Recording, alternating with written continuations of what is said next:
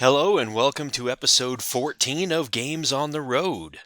Our chrysalis creative endeavor to take you back in time. That's right, we're going back in time today. We're going to talk about 100 Torii.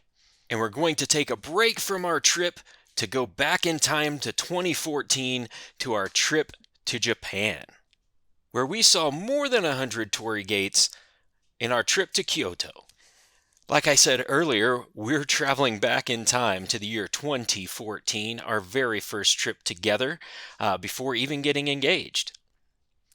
We stayed with our friend James, who took us to the Koka Ninja Village as part of our trip, and we practiced our ninja skills, made much harder by the belly punch you see on me in this picture. Part of these ninja skills is, of course, throwing the shuriken, which Tracy dominated. Let's zoom in on that masterful shuriken throw. Look at that bullseye. Of course, Tracy's overzealous boasting at the shuriken competition landed her in boaster's prison here. Yep, that's what you get when you boast too much. Sad face. And we'll leave our trip to the past and return to the present with this stunning view of the village of Asuka, which we rode bikes all through and rode up to this temple. And now, 100 Torii. Okay, this is the 100 Torii in a nutshell. And remember, this is not a tutorial. I'm just going to play it so that you can see how it's played. So the game is set up right now for a two-player game, and we're about midway through the game. So first of all the stuff I've got over here, all of this stuff is how you win. These are all victory points, things that you can get. As you can tell, there's many paths to victory and gaining victory points. These are for gaining the 5 of a certain resource, and these up here are for enlisting help of the different people that you can enlist help from. My opponent, as you can see, has already enlisted the help of the poet twice, because they picked up the poet once and then enlisted the poet twice and flipped it over, so they're sitting at 4 victory points. Myself, I have got 5 lanterns at one point and turn those in for lanterns. And whenever you get a group of 5 resources, you must turn them in and score them. Over here are the tiles that you draw from. You can draw from any pile. And I've got some of the tokens out here for all of the different resources.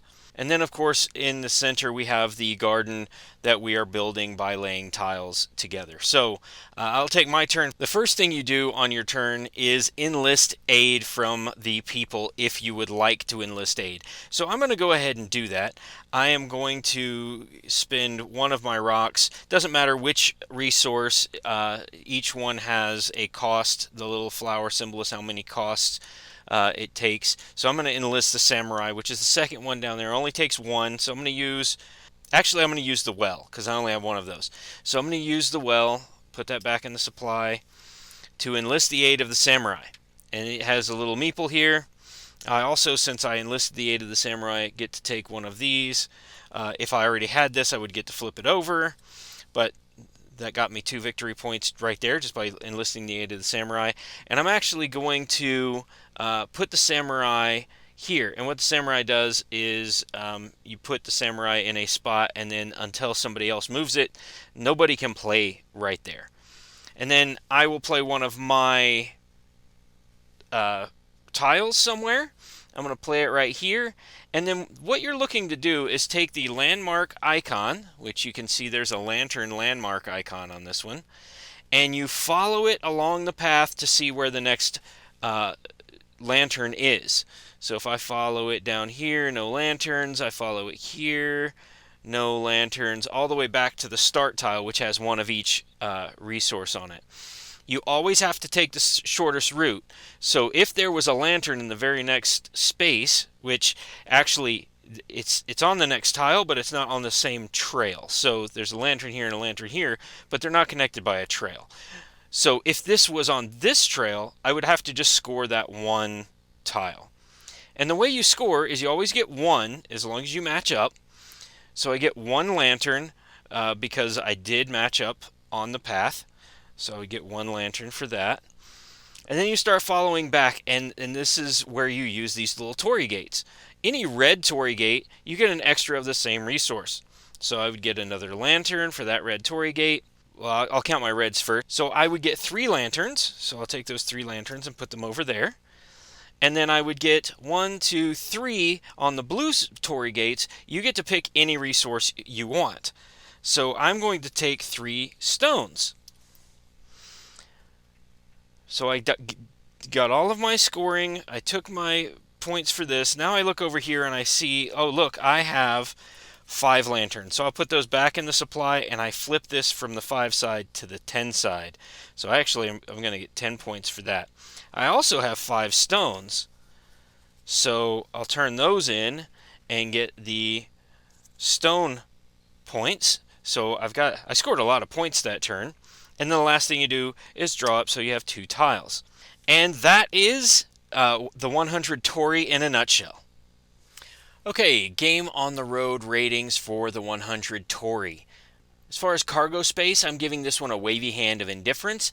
It is one of the larger games I brought on this trip, and the reason why I brought it is because it has very heavy components.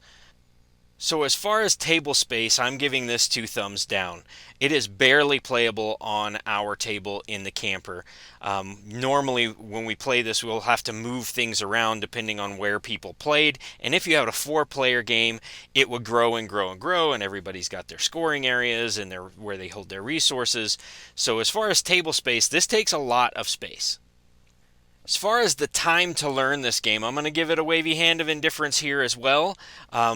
It's not hard to figure out what to do on your turn because there's only 2 things. You enlist help and you play a tile, but it does take a little bit of time playing to figure out which paths do what and how you get the resources. And yeah, we had to look back at the rule book a couple of times just to make sure we were playing right. So I'm going to give this a wavy hand of indifference. Setup time, I'm also giving a wavy hand because it does take a while to put all these things out and get ready.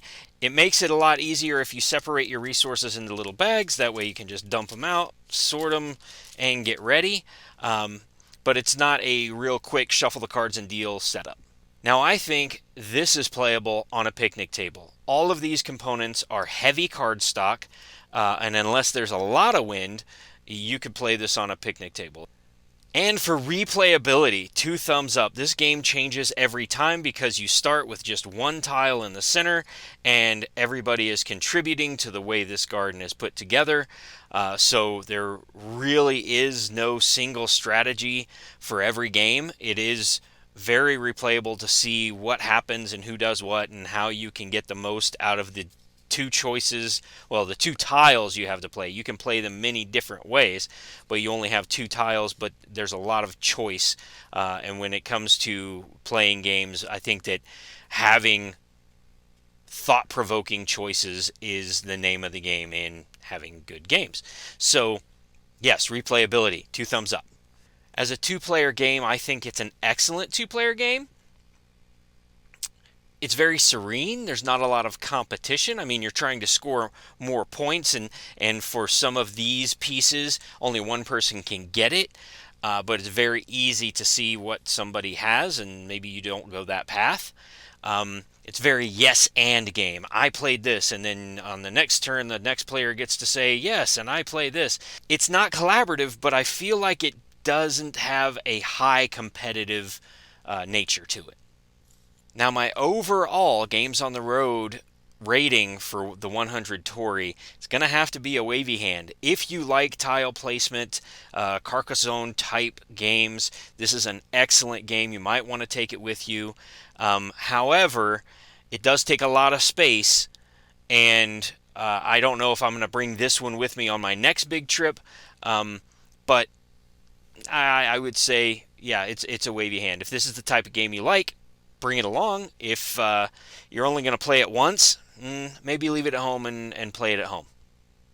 Now, this is the end of episode 14 of Games on the Road, and we have 2 more games to share as far as this trip and this kind of season of Games on the Road. As we take more trips, maybe a weekend camping trip or something, we will be taking more games on the road. And if you might be interested in joining us for a game on the road, just subscribe to our email list. We only do 1 email a month, which tells you what we're up to in that month and kind of summarizes the last month. and we'll share out opportunities where we might be able to get together and play a game on the road.